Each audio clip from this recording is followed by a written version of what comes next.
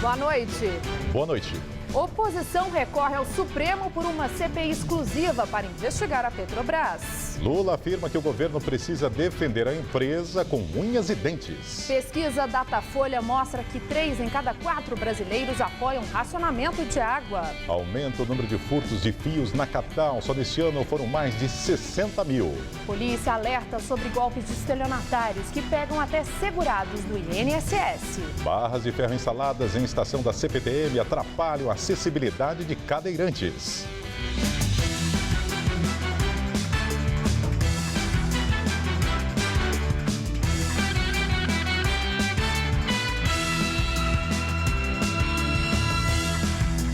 O pagamento de uma taxa falsa do INSS para aposentados e pensionistas está entre as principais fraudes listadas pela Polícia Civil. O golpe está sendo muito usado por estelionatários em São Paulo. É o caso do pensionista que recebeu um boleto bancário em nome da empresa de processamento de dados da Previdência Social. O boleto exigia dele o pagamento de valor elevado, sob o risco de ter os benefícios do INSS suspensos. Seu Pedro levou um susto na semana passada ao receber uma cobrança com os dados de sua pensão da Previdência Social. O documento faz referência a um recadastramento obrigatório decretado por lei, mas a informação é falsa. E informava que até o dia 15, se eu não pagasse a quantia de R$ 507, que meu benefício ia ser cortado. Desconfiado, o pensionista foi até a agência do INSS no centro de São Paulo para confirmar a cobrança e descobriu que se tratava de uma tentativa de golpe. Já passei pela internet, pelo Face, os meus amigos, e eu quero avisar os pensionistas, aposentados, as pessoas idosas. O que chama a atenção nessa carta que o seu Pedro recebeu é que, diferente dos outros golpes, ela não vem com uma conta corrente para depósito, veio com um boleto, inclusive com o nome do cedente e um CNPJ. A hipótese é de que o código de barras do boleto leve à conta bancária usada pelos golpistas. A Assessoria de Pesquisas Estratégicas do INSS está analisando o documento. O nosso contato com o segurado é aquele endereço dele que está cadastrado aqui e normalmente é quando a gente concede o benefício. Então, havendo a concessão, a gente encaminha a carta de concessão com todos esses dados.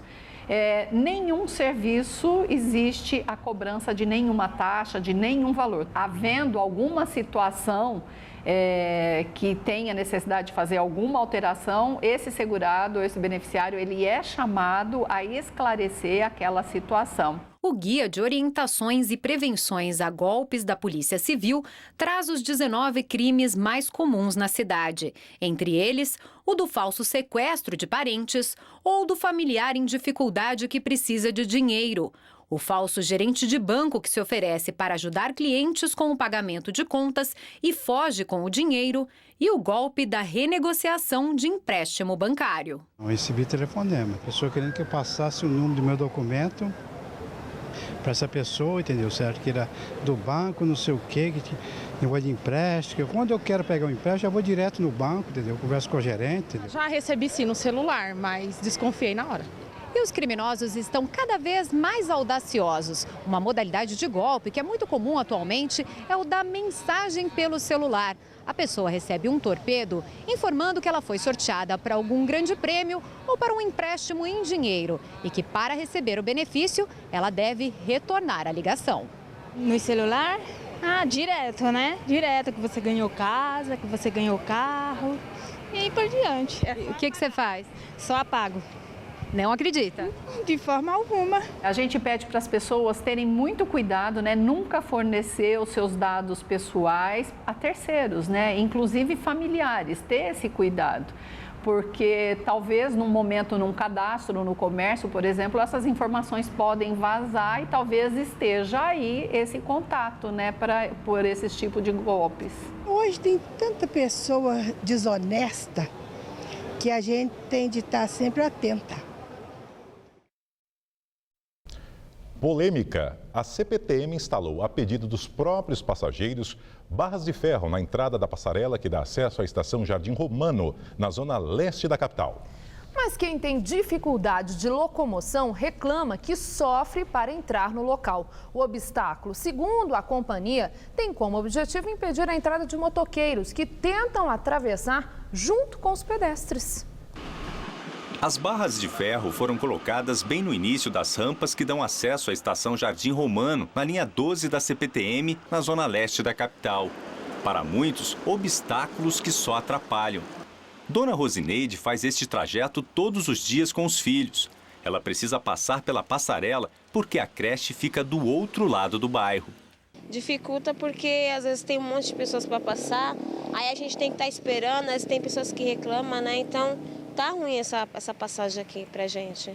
Segundo a CPTM, as barreiras foram instaladas para evitar a passagem de motos por aqui. Muitos usavam esse caminho para poder chegar do outro lado. Elas teriam também sido um pedido dos próprios usuários do trem. O problema é que a acessibilidade para os cadeirantes ficou complicada. Antônio, que teve paralisia infantil, só se locomove com a ajuda da cadeira de rodas.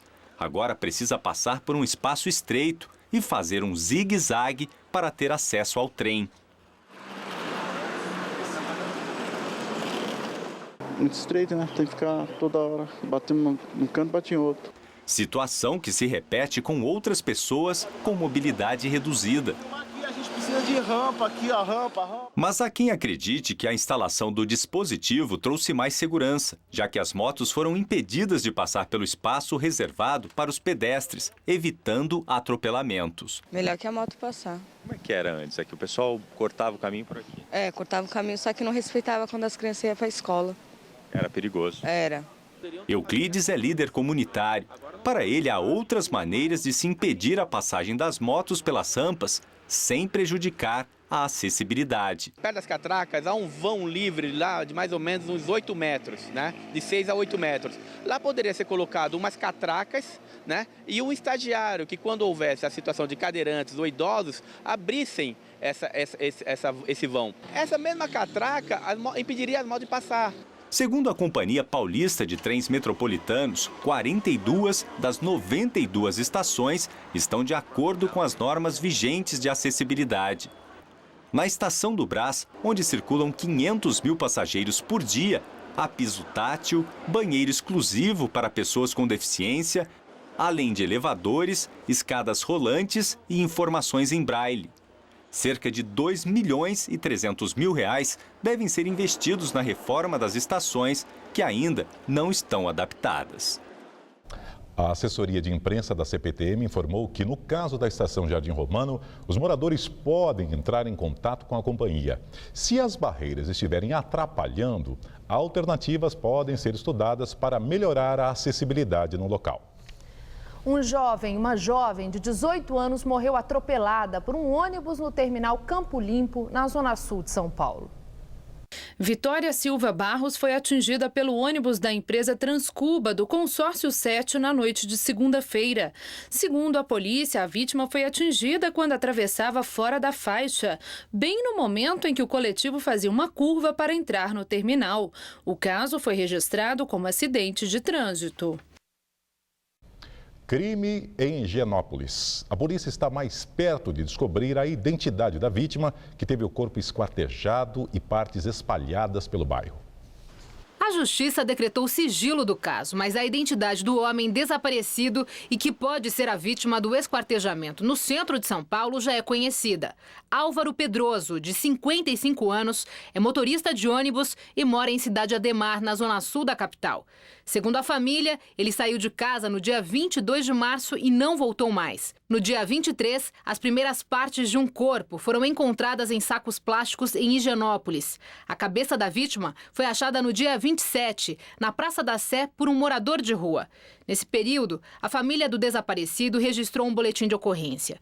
No Departamento de Homicídios e Proteção à Pessoa, os parentes viram a reconstituição facial computadorizada feita pela Polícia Civil a partir da cabeça encontrada. Eles reconheceram Álvaro como sendo a vítima do esquartejamento. Para desvendar o mistério, a polícia ainda depende de um exame de DNA. O material genético dos familiares já foi colhido, mas a confirmação se Álvaro Pedroso é mesmo o homem esquartejado só vai sair na semana que vem. Enquanto isso, a Polícia Civil apura se o motorista de ônibus foi vítima da amante. É que ele admitiu para a esposa que tinha um caso extraconjugal com uma moradora do centro da capital paulista, que iria encontrá-la para terminar o caso. Mas desde então, desapareceu. Os policiais investigam a hipótese da amante ter contratado assassinos de aluguel para executá-lo. Um dos motivos seria o fato dele querer romper o relacionamento com ela. Para a polícia, o morador de rua preso na sexta-feira, acusado de ter espalhado as partes do corpo, não teria participado do crime. A informação é do site da revista Veja São Paulo. Segundo o DHPP, João Jerônimo, de 29 anos, carregava sacos de entulho. Ele teria confessado que recebeu R$30 para espalhar o material, mas, de acordo com a investigação, o morador de rua estava sob efeito de drogas. No entanto, continua preso, acusado de roubo. Só em janeiro, o Palácio dos Bandeirantes consumiu 1.980.000 litros de água, o maior consumo dos últimos 12 meses. A alta foi de 22% em relação a dezembro. O governador Geraldo Alckmin afirmou que a casa adota desde 2001 um programa de economia de água e justificou que o calor foi o responsável pela alta no consumo de janeiro. A sede do governo, localizada no bairro do Morumbi, é suprida pela empresa de Guarapiranga e não pelo sistema Cantareira. E uma pesquisa da Datafolha divulgada hoje revela que a maioria dos brasileiros concorda com as medidas de racionamento de água. Segundo o Datafolha, o índice dos que apoiam a instalação de medidas de racionamento é de 74%. Já sobre a responsabilidade sobre a situação ter chegado a níveis tão críticos, 54% acham que a culpa é do governo federal. Para 52% é o governo estadual o grande responsável. Em seguida, com 51%, as empresas que gerenciam as represas são as mais citadas. Por outro lado, 45% dos entrevistados citam o desperdício dos próprios consumidores como a principal causa do risco de as torneiras secarem. Hoje, o sistema Cantareira, o mais crítico de São Paulo, opera com apenas 12,7% de sua capacidade, o índice mais baixo da sua história. O Datafolha ouviu 2.637 pessoas em 162 municípios do país. A cidade de São Paulo amanheceu sobre um forte nevoeiro nesta terça-feira, mas o sol apareceu ainda pela manhã e brilhou forte durante toda a tarde. Os termômetros da cidade chegaram à marca dos 30 graus. A partir de amanhã, as chuvas associadas ao calor voltam a atingir a capital e boa parte das regiões paulistas. Mariana Armentano traz em detalhes a previsão para o Brasil e o estado de São Paulo. Previsão de altas temperaturas e pancadas de chuva isoladas em praticamente todo o país nesta quarta-feira. O dia não chega a ficar fechado. Os maiores volumes de chuva devem ser registrados na região sul por causa do avanço de uma frente fria e no nordeste, onde áreas de instabilidade continuam provocando temporais isolados em todos os estados. No país, o tempo só deve ficar firme em Roraima, no sul da Bahia, em parte do norte de Minas Gerais e no interior do Paraná. Os termômetros chegam à marca dos 31 graus em Florianópolis, 32 em Maceió e dos 34 graus no Rio de Janeiro. Aqui em São Paulo, a quarta-feira será mais um dia de sol forte e calorão em todo o estado. A umidade relativa do ar aumenta um pouco e permite a formação de nuvens ao longo do dia. Há previsão de chuva e raios à tarde, mas de forma bastante isolada. A máxima chega aos 35 graus em Presidente Bernardes e também em Votuporanga. No litoral, os termômetros chegam à marca dos 32 graus. E aqui na Grande São Paulo ainda faz friozinho na madrugada, por isso pode haver névoa de manhãzinha, mas esquenta rápido. Durante a tarde, a máxima chega aos 31 graus. E o calor continua provocando chuvas isoladas. A máxima será de 30 graus na quinta e de 32 na sexta-feira. Eu volto daqui a pouco no Jornal da Gazeta, edição das 10. Oposição entra com mandado de segurança no Supremo Tribunal Federal para ter uma CPI exclusiva da Petrobras. O objetivo dos parlamentares oposicionistas é evitar que sejam incluídos outros temas nos trabalhos da CPI. A base governista quer investigar, além da Petrobras, o suposto cartel no metrô de São Paulo, a construção do porto de Suape e da refinaria Abreu e Lima, em Pernambuco. São obras tocadas por governos estaduais do PSDB, partido de Aécio Neves, e pelo PSB, de Eduardo Campos, ambos candidatos à presidência da República. Não reconheço a legitimidade da CCJ para discutir e para decidir esse assunto. Eu considero que, uma vez atendidos os requisitos constitucionais para a instalação de uma CPI, o número mínimo de assinaturas, objeto determinado e o tempo certo de investigação, o presidente do Senado tem o dever de mandar instalá-la. Nosso entendimento é de que é necessário que se faça a investigação sobre a Petrobras, mas precisamos investigar outras coisas que envolvem dinheiro público federal e que também, no nosso entendimento, precisam de apreciação do Senado Federal. Para o presidente do Senado, Renan Calheiros, do PMDB, é importante que o Supremo decida sobre a constitucionalidade de se ampliar o escopo das investigações em uma CPI. Segundo ele, a decisão precisa ser pacificada. Será muito bom ouvir também o Supremo Tribunal Federal, porque essa é uma questão nova, inédita e precisa ser resolvida definitivamente. A decisão da Comissão de Constituição e Justiça do Senado sobre a amplitude da CPI da Petrobras ficou para amanhã. Hoje, o relator Romero Jucá, do PMDB, acatou o pedido da base governista de uma CPI ampla, incluindo o suposto cartel do metrô de São Paulo e obras em Pernambuco. O deputado federal André Vargas, do PT, e o doleiro Alberto Youssef são réus em um mesmo escândalo de corrupção ocorrido no final dos anos 90 no Paraná.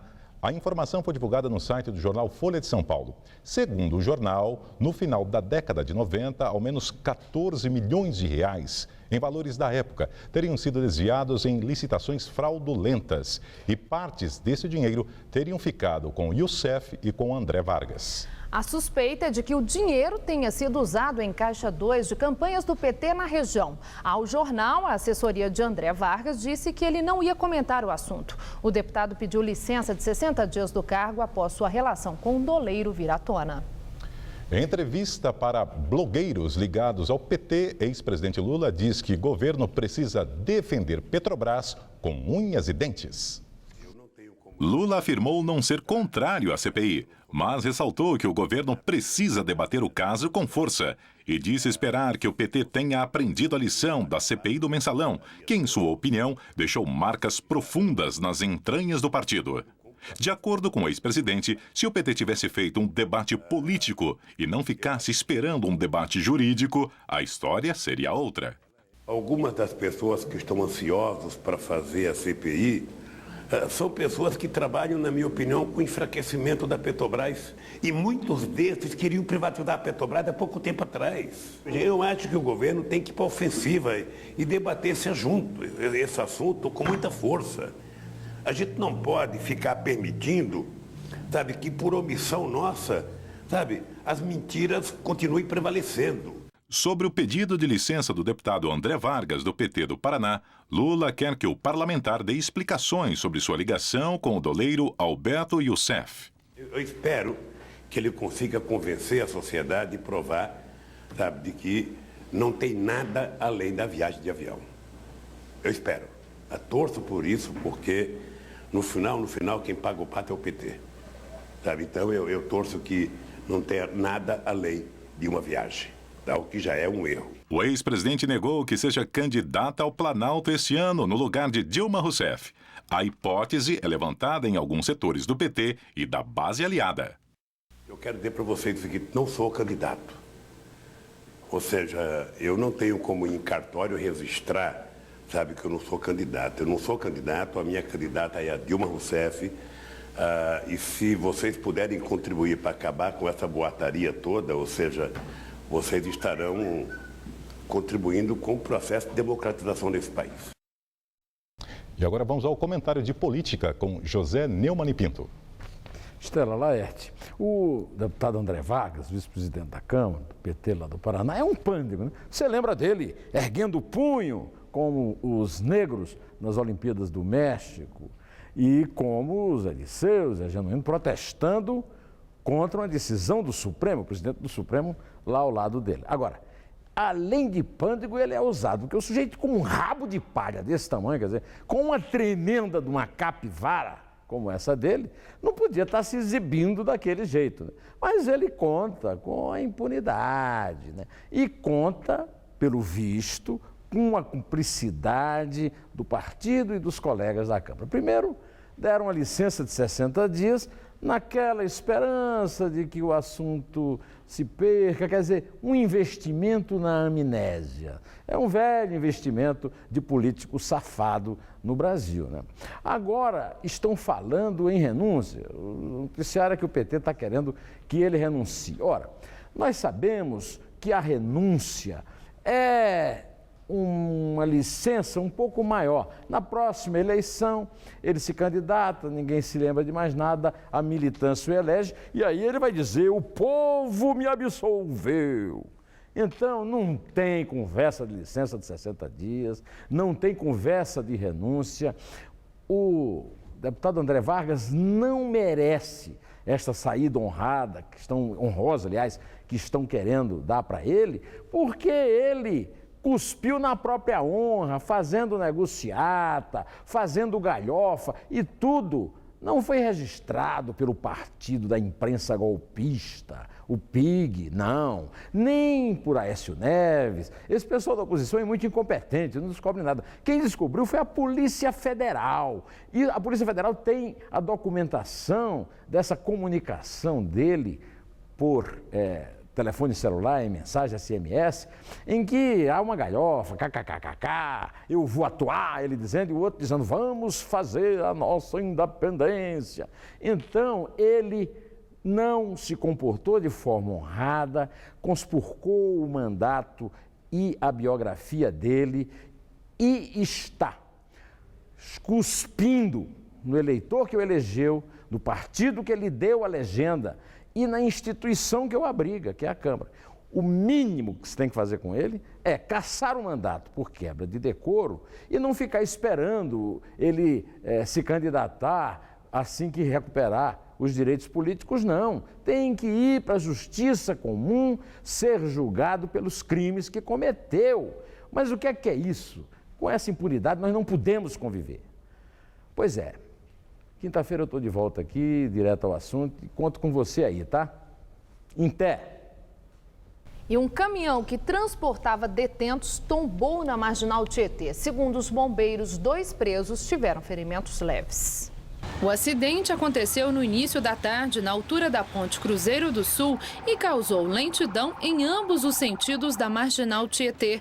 Além do motorista, estavam no veículo 4 presos vindos do Centro de Detenção Provisória de Mauá, na Grande São Paulo. Eles fizeram exames e passam bem.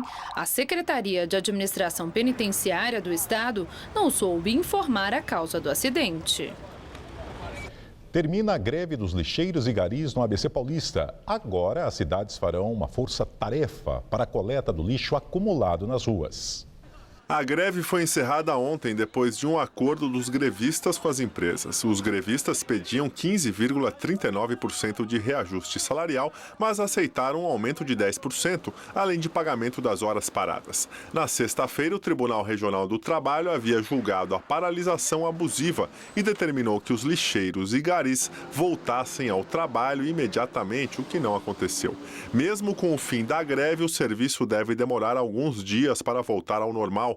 Em Santo André, a retirada do lixo acumulado só deve ser finalizada no final de semana. E é cada vez maior o número de máquinas automáticas usadas para vender produtos na cidade de São Paulo. As chamadas vending machines vão ocupando os lugares mais diversos. De refrigerantes a livros, elas oferecem quase tudo ao consumidor. Agora, quem quiser pode comprar até flores.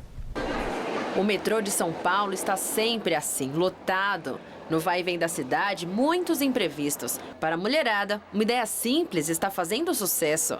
Esta máquina de produtos de beleza tem de tudo um pouco. Esmaltes, lixa de unha e até unhas postiças. Precisava Segundo uma das sócias do negócio, as mulheres são o público-alvo. Entre elas, o que mais sai é o lenço removedor de esmaltes, a pinça e o elástico para cabelos. A mulher está sempre com pressa, ela tem um dia a dia super atribulado e ela precisa de novas formas de consumir beleza, porque ela é vaidosa e ela quer estar sempre com as unhas em dia. Mas os homens também têm vez. O kit com pasta e escova de dentes é o mais vendido. Estar sempre correndo é sempre bom estar preparado e, se não estiver preparado, ter um apoio. 2 estações de metrô em São Paulo têm uma máquina como esta há apenas um mês. Os produtos são acessíveis, de R$3 a R$20.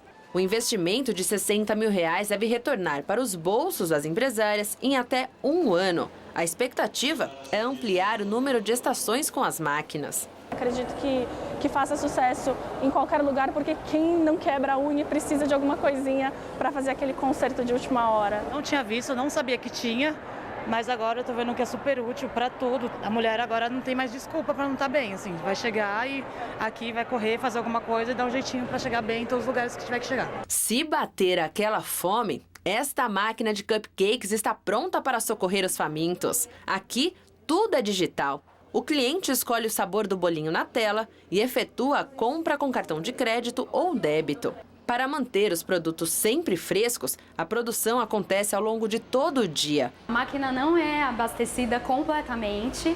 Os cupcakes vão sendo colocados durante várias vezes ao dia, em poucas quantidades. Assim, garante que o cliente compre ele sempre fresquinho. Aqui, R$70 mil foram gastos para personalizar a máquina, instalada numa faculdade na zona sul da capital.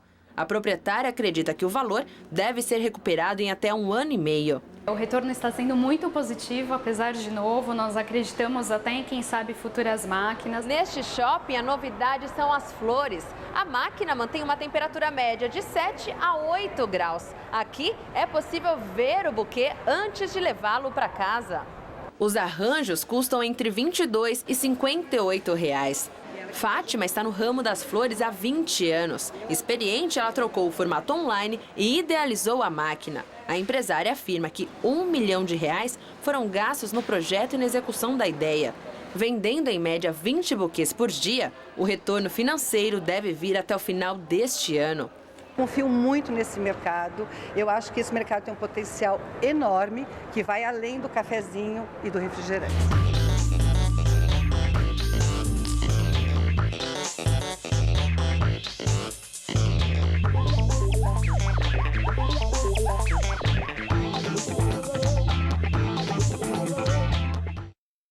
Vamos agora às notícias do esporte com Estela Gontijo e Celso Cardoso. Real Madrid e Chelsea são os primeiros semifinalistas da Liga dos Campeões da Europa. A classificação foi definida, gente, em 2 belos jogos, não é, Celso? Isso mesmo, Estela. Jogaços. O Real Madrid, que havia vencido na Espanha por 3-0, levou 2 gols do Borussia Dortmund ainda no primeiro tempo e passou um sufoco durante quase todo o jogo. Faltou 1 gol para os alemães levarem a decisão para a prorrogação. E na outra partida, o Chelsea fez os 2-0 que precisava para eliminar o Paris Saint-Germain, que na França venceu por 3-1. O gol fora de casa fez a diferença para o clube inglês. Amanhã serão conhecidos os outros 2 semifinalistas. O Atlético de Madrid joga por um empate sem gols em casa contra o Barcelona. Mesma situação do Bayern, que recebe em Munique o Manchester United. Depois de treinar normalmente nesta terça-feira, Wayne Rooney é nome quase certo para o jogo de volta do Manchester United contra o Bayern de Munique. A certeza ainda não é total por conta do mistério do técnico David Moyes com a escalação da equipe. Se pelo lado do United existe a dúvida, do outro, o técnico do Bayern, Pep Guardiola, até brincou dizendo que apostaria uma cerveja, se referindo à presença de Rooney em campo amanhã. Na outra partida, o Atlético de Madrid recebe o Barcelona e os colchoneiros não devem contar com o brasileiro naturalizado espanhol Diego Costa.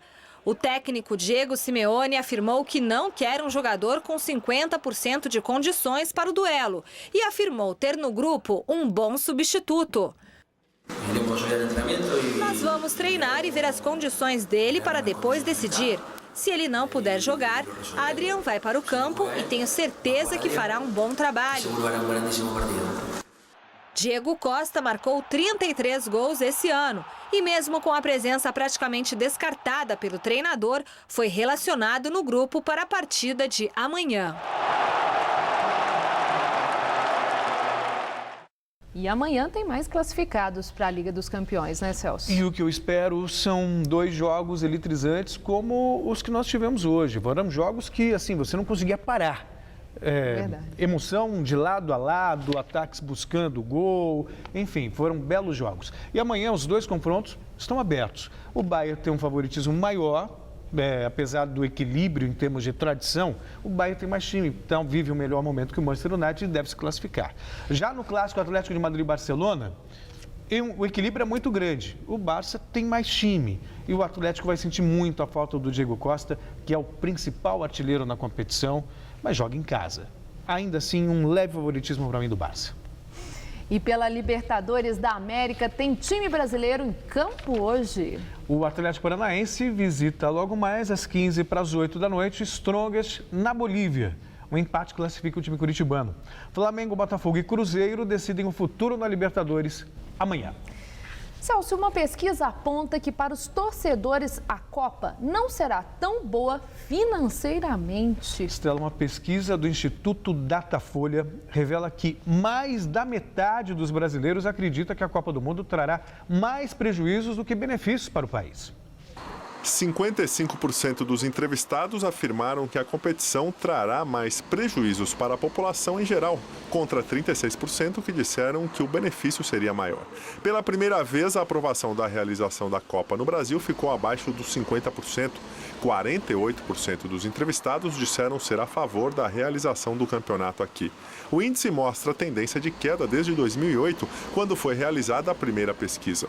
Em novembro daquele ano, 79% dos entrevistados queriam a realização do Mundial, número que caiu para 65% em junho de 2013 e para 52% em fevereiro deste ano. O Datafolha ouviu 2.637 pessoas em 162 municípios brasileiros entre os dias 2 e 3 de abril. A margem de erro é de 2 pontos percentuais para mais ou para menos. E a novela, gente, se repete. Assim como acontece na organização para a Copa do Mundo, as obras dos Jogos Olímpicos do Rio de Janeiro também enfrentam problemas. Uma delas, das mais importantes da Olimpíada do Rio de Janeiro 2016, tem situação complicada por uma greve que já dura desde quinta-feira. Ontem, um protesto organizado pelos operários terminou em confusão.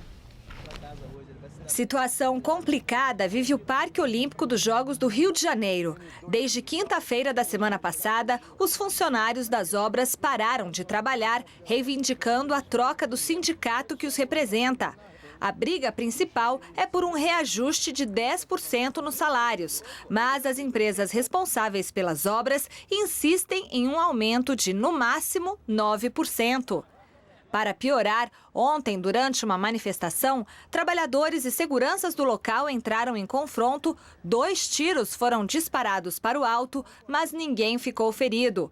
A confusão não foi filmada, mas até agora os autores dos disparos não foram identificados.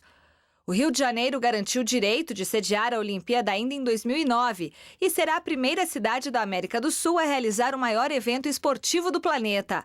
A construção do Parque Olímpico, que será feita na área onde ficava o Autódromo de Jacarepaguá, é uma das principais bandeiras da organização dos Jogos. O espaço servirá para a disputa de judô, basquete, tênis, handebol, ciclismo e ainda será base do Centro de Transmissão Internacional. O consórcio que administra a obra afirmou que a greve não afeta a data de entrega prevista para o meio do ano que vem. Por hoje é só, Estela. Muito obrigada, Celso. Uma excelente noite para você. Para você também, até amanhã. E é com você, Laerte. Tensão na Ucrânia. O presidente interino afirma que o país tratará os separatistas como terroristas e criminosos. Mais províncias, assim como a Crimeia, querem se separar e declarar independência em relação à Ucrânia. Hoje, a polícia da Ucrânia prendeu cerca de 70 manifestantes pró-Rússia que ocupavam a sede do governo regional na cidade de Kharkiv desde o último domingo. Ainda pela manhã, a tropa de choque assumiu o controle do prédio e afastou uma pequena multidão que protestava a favor de um referendo. Já em Donetsk, os manifestantes pró-Rússia ainda controlam a sede do governo local, invadido desde domingo. Ontem, um representante da cidade proclamou a independência da República Popular de Donetsk, dentro dos limites administrativos da região.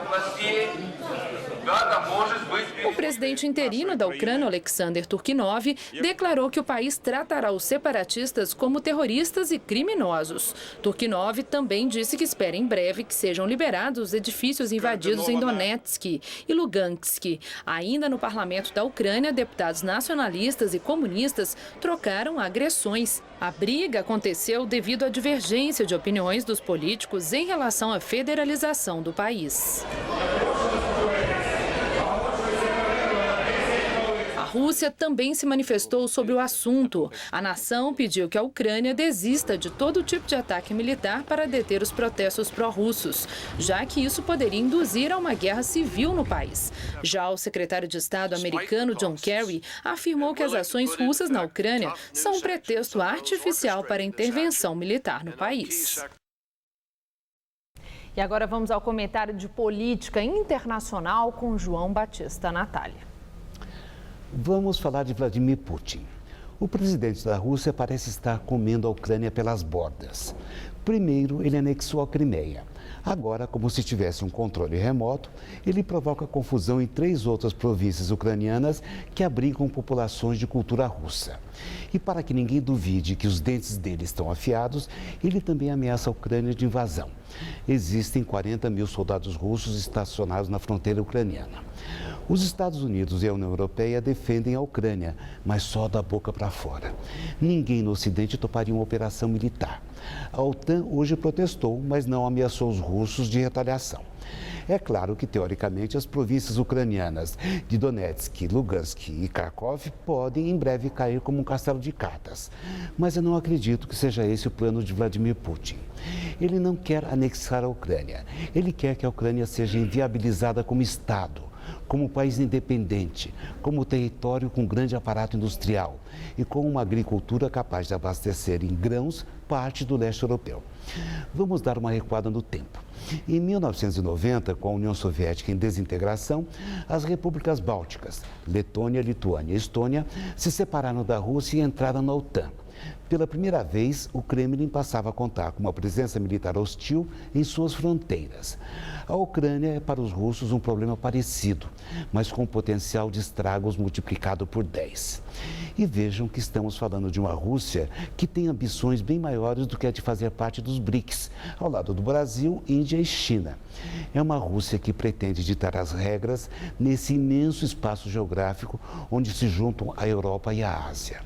Vladimir Putin é há mais de 2 décadas o homem forte de Moscou. Ele é autoritário, cruel, quase um ditador. Mas os russos se reconhecem nele, para seus sonhos de grandeza. Nesse cenário, passar por cima da Ucrânia é apenas um pequeno detalhe. É assim que o mundo gira. Boa noite. O furto de fios e cabos de cobre tem aumentado em São Paulo. No Jardim Egli, região de São Mateus, Zona Leste, esse tipo de crime já virou rotina. Quem mora no bairro já conhece a atitude suspeita. Eles passam no início da noite, às vezes até durante o dia, com a escada no ombro. E a gente muitas vezes tem que ligar para a polícia, que a gente fica desconfiado que realmente eles vão roubar alguma fiação. Sandro se queixa que o telefone da empresa dele fica mudo todo mês. Durante um mês eu fico 5, 6 dias sem linha telefônica. Isso traz problema para você? Traz porque os clientes eles querem ter um telefone fixo. Senão eu perco o cliente, porque eles ligam para celular e eles acabam indo para o meu concorrente. Até o acesso à internet fica comprometido. Eu tive que pegar um serviço via rádio para poder ter acesso à internet na minha empresa. Internet a cabo as empresas não instalam. Está fornecendo. Por quê? Não está fornecendo por falta de cabo. Jonas desistiu. Tá há quanto tempo mudo? Já está 2 meses. 2 meses aí nós pedimos a portabilidade para outra linha telefone móvel, porque por fiação não dá. Os ladrões retiram os fios de telefone e também da rede elétrica para vender o cobre a depósitos de ferro velho. E não é só na periferia. Grandes avenidas como a Radial Leste e a 23 de Maio também são alvo dos ladrões, que no ano passado levaram 930 quilômetros de fios e cabos, o equivalente ao percurso de ida e volta até o Rio de Janeiro. E é o tipo de crime que tem crescido, já que a quantidade furtada aumentou 20% em relação a 2012. Só a prefeitura gasta R$1,5 milhão de reais por mês para repor os fios furtados da iluminação das ruas. Agora a empresa municipal está apostando num outro tipo de fio. Custa um pouco mais, porém não tem valor para os ladrões. É um cabo bimetálico, só que ele torna-se mais caro porque para separar é mais difícil. Separar o cobre do ferro usado. Existem os vendedores que têm um comprador. Quando o comprador, o que ele for comprar não tiver valor comercial, ele vai deixar de comprar. Essa é a nossa expectativa, que o cabo sem valor comercial vai nos levar a isso. E vamos agora à entrevista do dia com Maria Lídia Flambry. Uma vez lançado o Programa Comum de Governo, PSB-Rede, a grande expectativa é sobre a definição formal de nomes do vice ou da vice na corrida à presidência da República e também nome dos candidatos ao Senado e governos de Estado. Hoje recebemos o ambientalista João Paulo Capobianco, presidente do Instituto Democracia e Sustentabilidade, ex-secretário executivo do Ministério do Meio Ambiente no governo Lula e ex-coordenador de campanha de Marina Silva, na campanha pela sucessão presidencial em 2010. Capobianco, obrigada por estar conosco. Capobianco, nessa última pesquisa Datafolha, houve ali um dado que chamou muita atenção. Não apenas a queda dos pontos da candidata à presidência à reeleição, Dilma Rousseff, mas que entre os adversários foi Marina Silva a única que subiu. Marina Silva teve quase 20 milhões de votos em 2010. E aí fica uma indagação nessa composição, né, na PSB-Rede. Se o eleitor terá a percepção que Eduardo Campos é o herdeiro de Marina Silva, dos votos dela, acredita na transferência de votos da Marina para o Eduardo Campos? Olha, Maria Lídia, a Marina fez uma opção junto com o grupo político dela de, uma vez discutido com a candidatura de Eduardo Campos, uma aliança programática, ou seja, se nós fôssemos capazes juntos, sob a liderança dela e do Eduardo Campos, de construirmos uma proposta para o Brasil e que, se essa proposta fosse uma proposta relevante, que atendesse às expectativas da sociedade, nós teríamos, então, uma aproximação e um apoio, uma entrada da Marina no projeto Eduardo Campos, porque o Eduardo estava com a candidatura já anunciada, né? Então, a opção foi essa, foi de fato, buscar um candidato que estivesse colocado, que nós percebêssemos que tinha abertura para discutir o Brasil e sair dessa loucura da disputa pela disputa, mas disputar um projeto. Então, é natural que, e a expectativa é essa, de que a Marina seja a vice do Eduardo, que apoie a candidatura do Eduardo Campos. E transfira os votos? E transfira os votos, não no intuito ou na ideia de propriedade de votos, porque a Marina diz uma coisa que é muito importante: o voto é do eleitor, o eleitor é que tem o voto. Ninguém tem voto de ninguém, nenhum político, uma vez eleito ou não, tem o voto que ele recebeu. Ele recebeu aquele voto naquele momento. E esse voto foi dado para aquele político porque o político foi capaz de convencer o eleitor de que ele merecia o voto. Interessante. A Marina mereceu 20 milhões de votos em 2010. Se o projeto comum, Eduardo Campos e Marina Silva, merecer os votos da população, então o resultado será muito positivo. Bom, e aí, na sua experiência política, que já conta aí um bom tempo, essa dupla, Marina Silva e Eduardo Campos, tem condição de promover uma mudança naquilo que nós enxergamos agora e impedir que Dilma Rousseff, conforme aparece nas pesquisas, vença no primeiro turno? Olha, impedir Dilma Rousseff de vencer no primeiro turno, eu não sei. Mas eu tenho certeza que essa candidatura, juntos, Eduardo Campos e Marina Silva, se complementam de uma forma extremamente surpreendente e positiva. Nós que acompanhamos, que estamos em volta desse projeto, apoiando esse projeto, estamos muito fascinados com a integração, com a abertura, com a visão de Brasil, com o compromisso de fazer uma proposta que repense o Brasil. Mas está bem afinadinho, muito né? afinado. Esse entendimento, Muito porque é interessante, os adversários exploram um lado, né, da indefinição que vocês não se entendem. Marina Silva e Eduardo Campos, tanto que tudo demora, inclusive o anúncio formal do nome dela como vice. Né? Essa definição aqui em São Paulo, né, também, a indefinição, não temos ainda um nome. E se isso seria resultado de uma falta de entendimento, isso é só exploração política ou é difícil mesmo chegar ao entendimento? Não, é só exploração política, porque o entendimento se baseou num acordo prévio de que ele se daria a partir de um programa construído, onde, na prática, as duas vertentes iriam verificar se elas se entendem de fato e aqui no em São que interessa. Paulo, já se entenderam? Ah. Porque Eduardo Campos esteve aqui e disse que ainda estão ali numa conversa, mas que por ele seria o Mário França. Né? Márcio França. Márcio França. Por outro lado, existe uma resistência, né, do lado da rede, de anunciar logo um nome. Já chegaram a uma conclusão? Esse nome vai ser anunciado agora em abril? Não chegaram à conclusão, não chegamos à conclusão, porque na realidade falta ainda definir esse projeto em São Paulo. São Paulo precisa de um projeto próprio.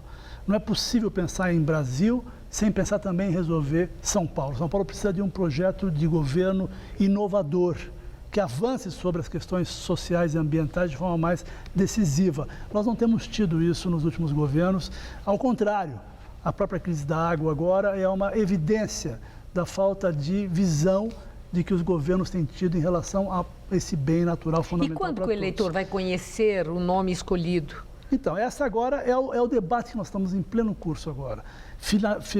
Fixar um programa e identificar quem é o que melhor representa aquele programa e que possa, então, unir Rede e PSB, como Marina e Eduardo Campos uniram Rede e PSB. Agora, sobre lançamento de nome, deve ser lançado agora em abril, a Marina assume a posição de vice? Vai ser lançado agora em abril? Como se gerou a expectativa? Não, de fato é isso, né? O projeto está concluído praticamente, as alianças estão construídas, a identidade é total, o programa está muito bem adiantado, agora em fase de detalhamento, portanto, a expectativa nossa é que agora, nos próximos dias, haja o anúncio e, a partir daí, o processo de detalhamento das ações, organização de todo o processo de comunicação, de apresentar esse projeto à sociedade brasileira, possa ocorrer de forma mais intensa e estruturada.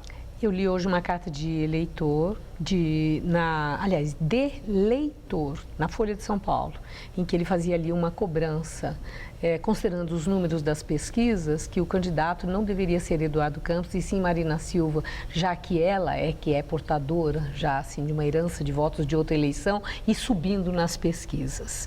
E Eduardo Campos não. Da mesma forma, rola na internet um movimento nesse sentido. E esse leitor, engraçado, ele fala, Eduardo Campos devia ter a humildade de reverter isso. Ela ser a candidata à presidência e ele a vice-presidência. Marina Silva, em fevereiro, falou categoricamente, muito enfática, que o candidato à presidência é Eduardo Campos. Esse cenário, essa chapa, pode ter uma virada, pode mudar, se os números insistentemente mostrarem que a chance é da Marina e não do Eduardo Campos, até a convenção partidária? Maria, nós acreditamos realmente que a chance é do projeto, a chance da proposta. Se a proposta, como nós acreditamos que soar consistente para a sociedade, o apoio virá. Então, essa questão é uma questão que não se coloca de forma panosa. Não é a pessoa. Questão, não é a pessoa. Não se busca uma questão personalista, o salvador da pátria. Nós temos que encerrar, né, no Brasil, essa tendência de personificar as coisas. Nós temos que fazer das eleições um momento de eleger um projeto, uma proposta para o Brasil. E não eleger um salvador da pátria, o A ou o B. essa não é a questão. Não são líderes carismáticos, não são os pais do povo. Isso quer ou dizer a que mãe não do muda. PAC que muda. Essa chapa não mudará. Não. Seja como essa for. chapa está colocada, esse prato está colocado e agora você tem um desenrolar da campanha, o desenrolar da relação com a sociedade. E nós acreditamos que isso vai se consolidar desta forma, sempre lembrando que quem escolhe o vice é o candidato. Então, a opção, Marina será vice se o Eduardo Campos a escolher. Então já escolheu. Muito obrigada, Capobianco. Uma boa noite. Boa noite, obrigado. Laerte. Explosão de bomba em trem deixa 12 mortos e mais de 50 feridos no Paquistão. A explosão aconteceu dentro de um vagão de trem em Sib, no sudoeste do país. O vagão transportava cerca de 80 pessoas. A autoria do ataque ainda é desconhecida. No Iraque, 2 policiais foram mortos e 16 civis ficaram feridos em um ataque suicida no norte da capital Bagdá. Fontes relataram que a explosão teve como alvo um posto policial em Tus-Cormato. A suspeita é que a organização Al-Qaeda seja autora do atentado. Confusão no parlamento turco. O líder da oposição foi agredido enquanto estava a caminho de reunião. O agressor já tinha passagem pela polícia. O ataque aconteceu no prédio do parlamento que fica na capital Ankara e foi registrado pelas câmeras. O líder da oposição e membro do Partido Republicano do Povo, Kemal Kılıçdaroğlu, foi atacado com um soco no rosto e seu agressor foi prontamente imobilizado pelos seguranças. Após o incidente, Kılıçdaroğlu seguiu com seu plano de discursar na reunião semanal de seu partido e disse que violências como essas não o intimidarão. O agressor foi identificado como Orhan O e o motivo de seu ataque ainda não foi confirmado. Julgamento do atleta Oscar Pistorius chega ao 18º dia. O campeão paralímpico leu mensagens de telefone que ele trocou com sua ex-namorada, Riva Steenkamp, nos meses anteriores ao crime. Havia mensagens de afeto, mas em várias, o casal parecia discutir e Riva aponta que ele a assustava em algumas ocasiões. Pistorius também descreveu o medo que sentiu ao pensar que havia ladrões em sua residência e seu instinto foi proteger a companheira. Michael Higgins tornou-se o primeiro presidente da Irlanda a visitar a Grã-Bretanha, um grande passo nas relações diplomáticas dos países. Ele e a esposa foram recebidos na embaixada irlandesa pelo príncipe Charles e Camila, duquesa da Cornualha. A relação dos países é frágil desde 1960, quando a Grã-Bretanha governou a Irlanda. Cerca de 3.600 pessoas morreram nos embates entre grupos católicos que queriam que a província se tornasse parte da Irlanda do Norte e grupos protestantes que queriam permanecer no Reino Unido. Os conflitos terminaram apenas em 1998 com um acordo de paz.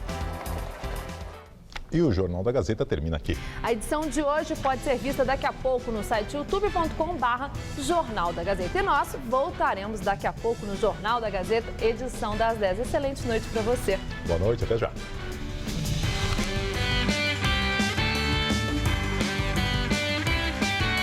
Hoje, 10h30 da noite no Todo Seu, Esther Rocha traz as últimas notícias do mundo dos famosos.